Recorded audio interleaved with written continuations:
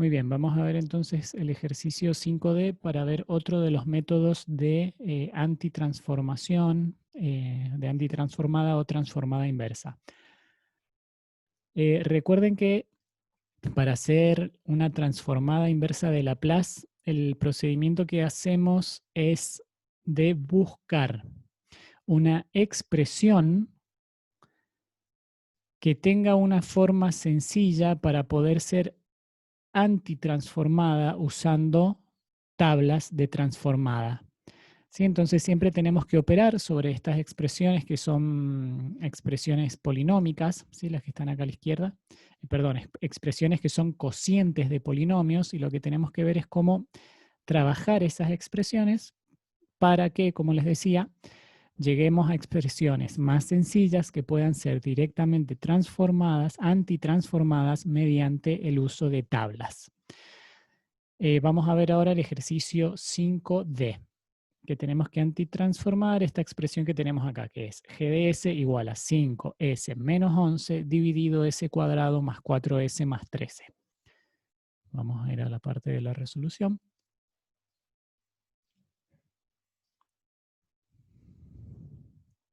Y tenemos acá, ejercicio 5D. A ver qué.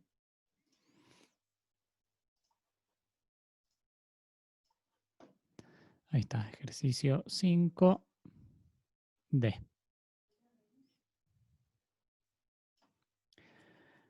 Vamos a ir viendo lo que está desarrollado acá y a medida que haga falta yo les voy complementando con alguna información extra. La expresión a antitransformar es g de s igual a 5s menos 11 dividido s al cuadrado más 4s más 13. La que vimos recién. Lo primero que se debe hacer es factorizar el polinomio denominador. Bien, esa es, digamos, como una regla general que se toma para hacer esto que les decía recién. Expresar este cociente de polinomios de forma tal que pueda ser directamente transformado mediante tabla de transformada. Lo que se hace entonces en primer lugar es tomar de esta expresión que tenemos acá el polinomio denominador, fíjense que es 5s cuadrado más 4s más 13, y ese polinomio se factoriza. ¿Por qué? Al factorizar el polinomio denominador podemos identificar de qué forma podemos hacer para básicamente separar esta expresión en fracciones simples, que ya vimos en un ejercicio anterior cómo hacer eso, pero no siempre se hace de la misma forma y eso depende del tipo de raíces que tenga el polinomio denominador, ¿sí? Entonces, lo primero que se debe hacer es factorizar el polinomio denominador. Para factorizarlo obtenemos las raíces y tendríamos que expresar después el polinomio como el producto de dos factores en donde quedan las raíces de forma explícita. Al obtener las raíces de este polinomio se observa que son raíces complejas conjugadas. ¿Sí? Se sacan las raíces de este polinomio s cuadrado más 4s más 13 y nos da que tenemos raíces complejas conjugadas.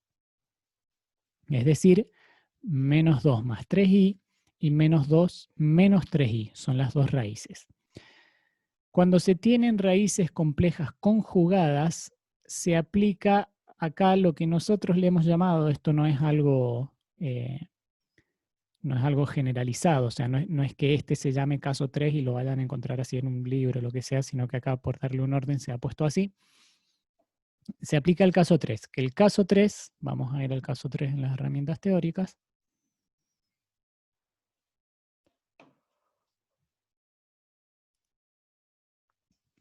Caso 3 es este que tenemos acá. Y dice, si hallamos el factor s menos a por s más a conjugado, debió haber sido s menos y s menos también acá. Un pequeño error. Bueno.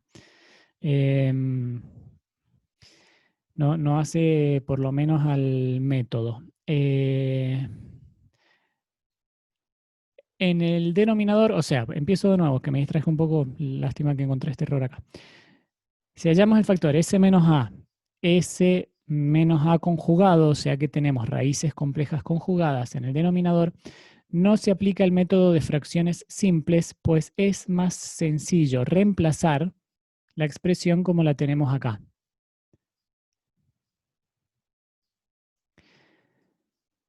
Fíjense que se convierte el polinomio denominador, que está expresado acá con los dos factores que tienen las raíces complejas conjugadas,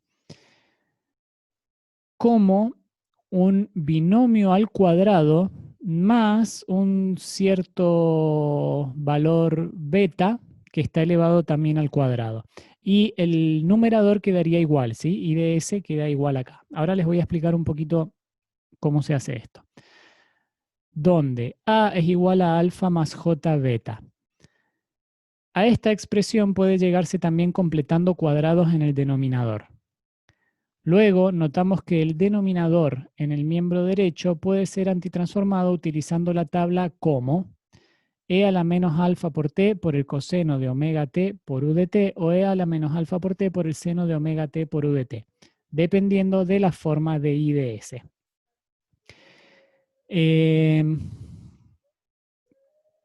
A ver, me parece mejor que vayamos a la explicación del ejercicio.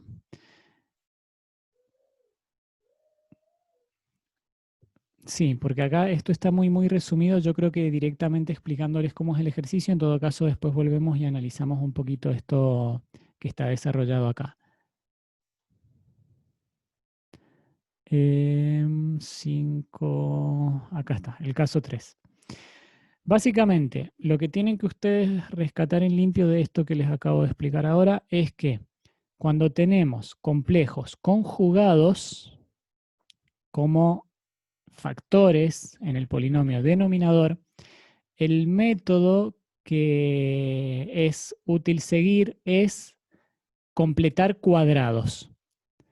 Sí que esto van a ver que se llega a un denominador tal como el que estaba en la explicación del caso 3, que se le llama acá. ¿Qué es esto de completar cuadrados?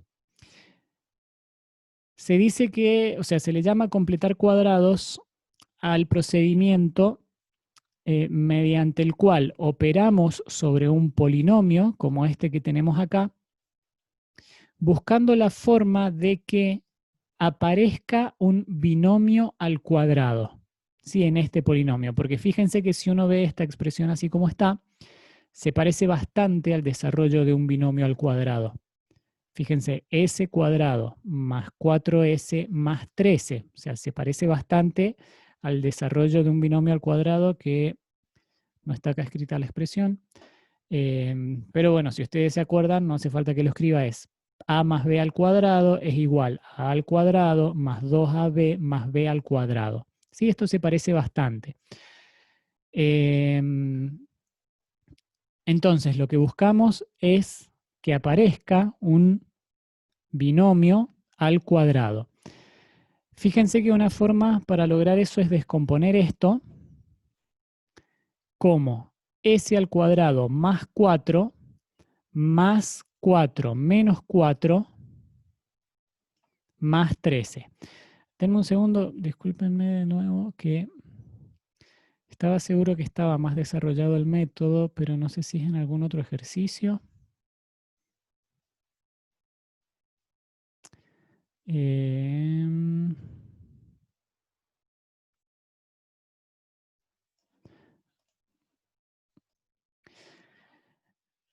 Bueno, acá voy a tratar de hacer un desarrollo un poquito más detallado para que puedan seguirme bien. Fíjense lo que yo les decía recién, es que nosotros conocemos la expresión a cuadrado más, perdón, a más b al cuadrado, que es igual a al cuadrado más 2a por b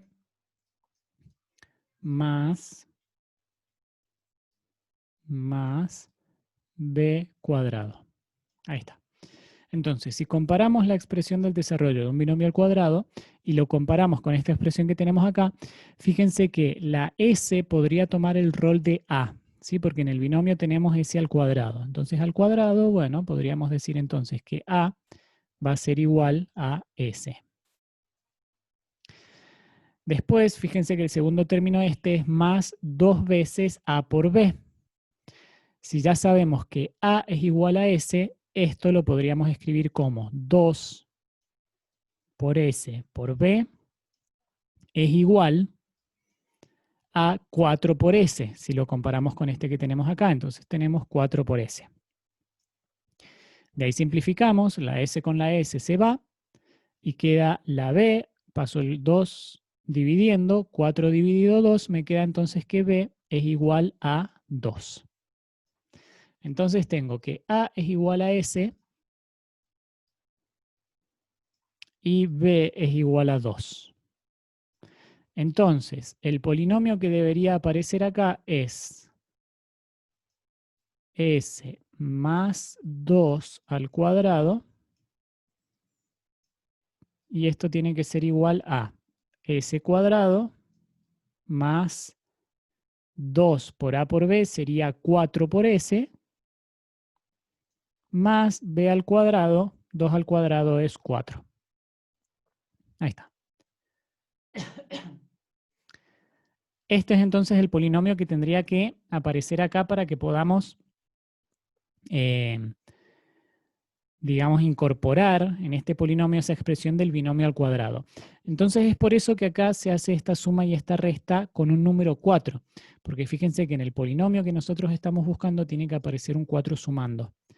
El término S al cuadrado ya lo tenemos, el término 4S ya lo tenemos, nos falta el 4. Entonces lo que se hace es sumar y restar un 4 para que ahora esta parte, S cuadrado más 4S más 4, la podemos expresar como el binomio al cuadrado que estábamos buscando, ¿sí? Y fíjense que acá me queda menos 4 más 13, o sea que 13 menos 4 me quedaría 9. Entonces acá de nuevo tenemos S al cuadrado más 4S más 4 más 9, y expresamos esto como S más 2 al cuadrado más 9, ¿sí? Así quedaría entonces finalmente el polinomio denominador una vez de hacer este procedimiento de completar cuadrados. Entonces, la expresión que queremos antitransformar, que es la llamada G de S, queda ahora de esta manera. 5 por S menos 11 sobre S más 2 al cuadrado más 9. Sigo leyendo lo que dice acá. Se puede observar que el denominador corresponde a la transformada de un seno o un coseno. Bueno, a esta altura se supone que ya hemos venido estudiando transformada de Laplace y uno ya más o menos va manejando algunas de las transformadas más básicas o más cotidianas, y unas de esas transformadas son las transformadas de seno y coseno. La transformada del seno, a ver, déjenme ver si tengo una tablita acá para que veamos directamente la tablita. Fíjense que además en la expresión que queremos antitransformar, la S no solo está elevada al cuadrado, sino que también tiene un número que está sumando. Esto lo podríamos ver antes de hablar de ese número que está sumando. Fíjense que este denominador, S más 2 al cuadrado más 9, si dejamos de lado ese numerito que está sumando a la S, esto nos queda como S cuadrado más 3 al cuadrado, ¿sí? Que es 9. Entonces fíjense cómo ese denominador se corresponde con el que veíamos recién de transformadas de coseno o de seno, en donde omega en este caso vale 3. Fíjense cómo les digo que la S, de todos modos, en esta expresión que nosotros queremos antitransformar, tiene un valor que está sumando. Y ahí es donde entra otro concepto importante relacionado con la transformada de Laplace, y es el de las propiedades de desplazamiento. Yo supongo que ya lo han visto en teoría con la profesora, pero hago un pequeño repaso. Las propiedades de desplazamiento nos indican qué sucede con la operación de transformación cuando la variable está desplazada. Recuerden, si vamos un poco más atrás en la materia, que nosotros veíamos qué sucedía con las transformaciones que hacíamos a la variable independiente, cuando la multiplicábamos por un valor, cuando sumábamos o restábamos, qué pasaba, y sumar o restar un valor a la variable independiente equivale a hacer un desplazamiento. Entonces fíjense en este caso que esta S está desplazada, porque tiene un número que está siendo sumado a la variable S. Entonces, por propiedad de desplazamiento de la variable S, que es una propiedad que, como les digo, está enunciada, cuando se antitransforma, el resultado es la expresión de la antitransformada sin ese desplazamiento multiplicado por una exponencial, ¿sí? Multiplicado por una función exponencial. Veamos si tengo en el otro documento que les estaba mostrando de las transformadas, que había algunas propiedades.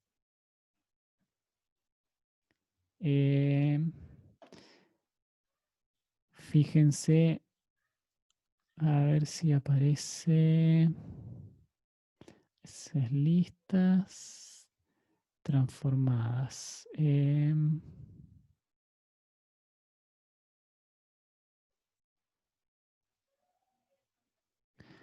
Esto es multiplicación por una constante. Esta es transformada de la integral, transformada de la derivada. Desplazamiento, acá están. Recién me las pasé cuando me fui para arriba. Fíjense, esta es la que les estaba diciendo recién, la que se llama desplazamiento en el plano S o en la variable S. Fíjense lo que sucede. Si tenemos una expresión que tiene un valor que está sumando o restando a la variable S, la antitransformada es la antitransformada de la función sin el desplazamiento. ¿Qué sería la función sin el desplazamiento? Y la que tendríamos que llamarle f de s. ¿Sí? F de s. Si yo antitransformo f de s, voy a obtener, si hago la transformada inversa, obtengo f de t. F de t. Ahí está. Si yo antitransformo f de s, obtengo f de t. Y fíjense que acá aparece la f de t. Pero esta f de t está multiplicada por una exponencial. Y esa exponencial aparece debido al desplazamiento. Y fíjense que el exponente de la exponencial es e a la c por t, donde c es el valor que se está, en este caso, restando a la variable s. Está entonces, cuando aparece la s desplazada en una expresión en el dominio de la variable s, ese desplazamiento se corresponde con una multiplicación por una función exponencial cuando antitransformamos. Y esa exponencial está multiplicando a la antitransformada de la f de s sin desplazar. ¿Sí? Espero que me vayan siguiendo la idea. Vamos a volver ahora al práctico.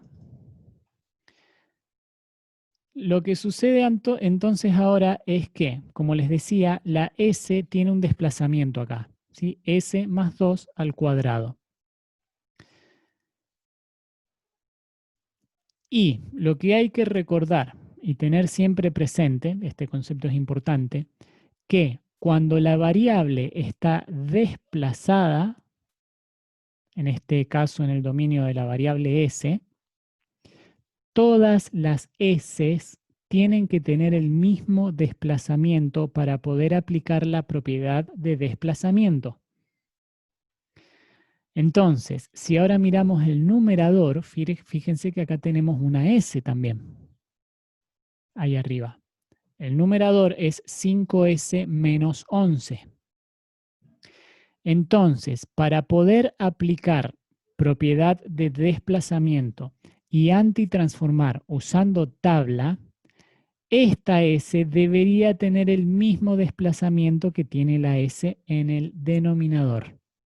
Y eso es lo que sigue en el procedimiento para poder encontrar estas expresiones apropiadas para antitransformar.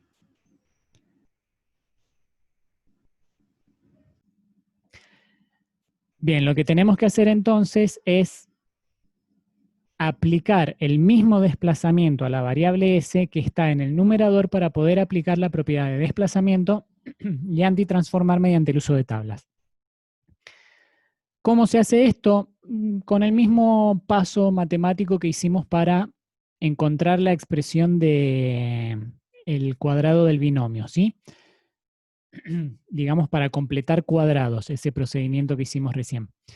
Se suma y se resta a la variable S el valor que nosotros queremos que aparezca. Entonces, fíjense, como tenemos acá abajo S más 2, nosotros queremos que aparezca S más 2 también en el numerador.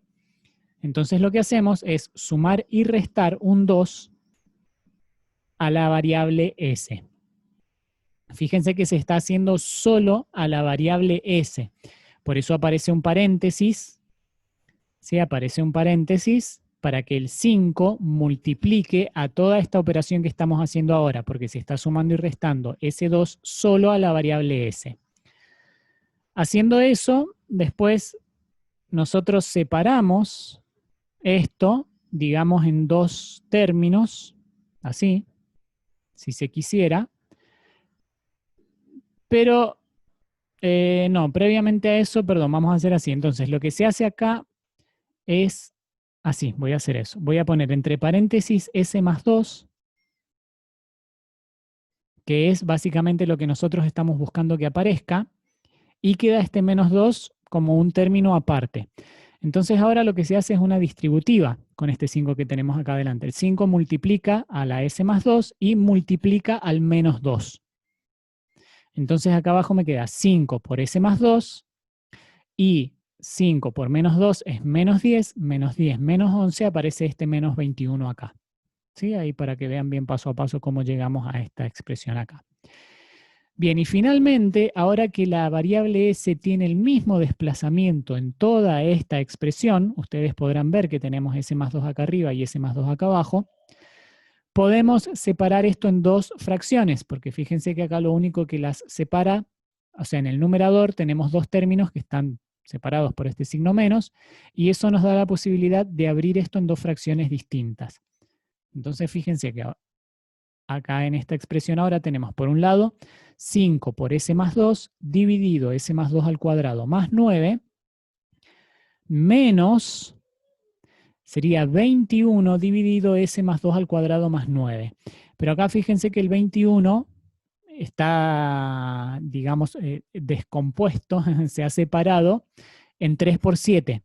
¿Y por qué se ha hecho esto? Y porque en este caso, que me quedaría el 21 dividido S más 2 al cuadrado más 9, tenemos una expresión que se parece a la transformada del seno. Y la transformada del seno, como vimos recién, era omega dividido S más 2 al cuadrado más 9.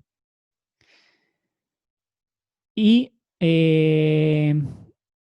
este 9 es omega al cuadrado, ¿sí? En realidad por eso identificamos que omega es igual a 3, porque acá abajo tengo un 9 al cuadrado, perdón, tengo un 9 que es 3 al cuadrado y de ahí sacamos que omega es igual a 3. Entonces, para poder antitransformar esto usando tabla de transformada y como ya identificamos que esto es una transformada de un seno, tengo que tener este 3 acá que se corresponde con omega. Y en el otro lado, en el otro término, lo único que hacemos es sacar ese 5 afuera, digamos, porque la expresión del coseno es S sobre S al cuadrado más omega cuadrado, que es lo que tenemos acá, con la particularidad de que la S está desplazada, ¿sí?